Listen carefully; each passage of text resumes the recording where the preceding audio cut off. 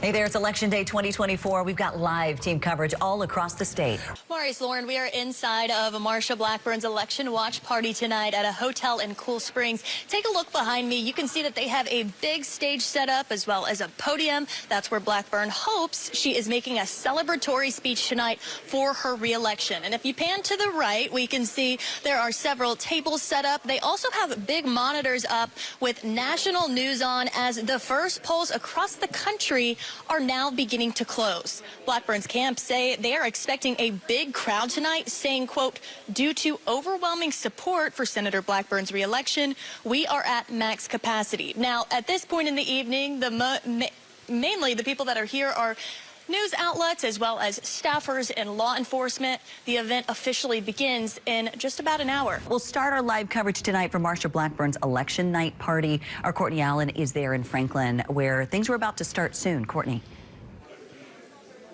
That's right, Lauren. The party here is about to get started in just about 15 minutes. And Blackburn is defending her seat as a senator of Tennessee, a seat that she was elected to in 2018. That made her the first woman to represent Tennessee as a senator. And now her challenger, Gloria Johnson, would like to be the second. Johnson is a state representative out of Knoxville. A lot of people know her as a member of the Tennessee Three, one of three state representatives involved in a gun control protest on the House floor last year following the Covenant school shooting. Connection to the national race here, you may remember Vice President Kamala Harris came to Nashville in support of the Tennessee Three, met all three of them back in 2023, but Harris has not endorsed Johnson in this race or commented on this race publicly. As for Blackburn, former President Donald Trump did endorse her back in July, about 2 weeks after he survived the assassination attempt at the rally in Pennsylvania. Blackburn's latest ads have been going after China. Meanwhile, Johnson's latest ads have been about fighting for everyday Tennesseans. They're keeping a close eye on federal, state, and local races as we await the results later tonight. Now, Marsha Blackburn is Tennessee's senior senator, first elected in 2018.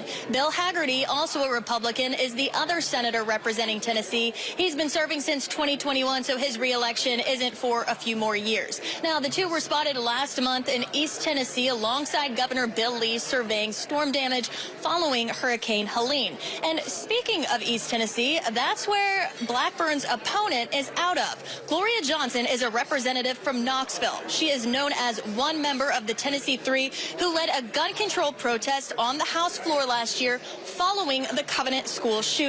Johnson says that she wants to fight for everyday Tennesseans, saying that she is not going to be another, quote, millionaire in Washington. Meanwhile, Blackburn says her priorities are securing the border and going after China. And live in the WSMV4 newsroom here on this election night, U.S. Senator Marsha Blackburn projected to win the Senate race again. Her biggest opponent this race was against Gloria Johnson, but the numbers here show she won a vast majority of the votes so far. 1.6 million votes, 65% of the votes. Our Courtney Allen has been at Marsha Blackburn's election night party in Franklin all night long. And Courtney, we listened to her speech, and you just talked to Senator Blackburn.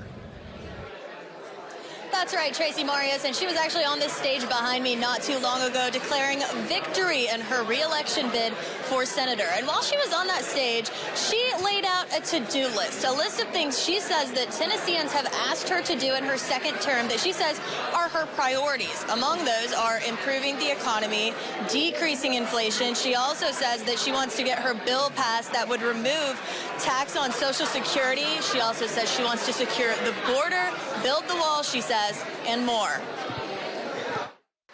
I invite every Tennessean to work with me, fight with me as we protect our freedoms and our liberties, and fight with me so that we have less government, so that we stop the overspending in Washington and get this debt under control.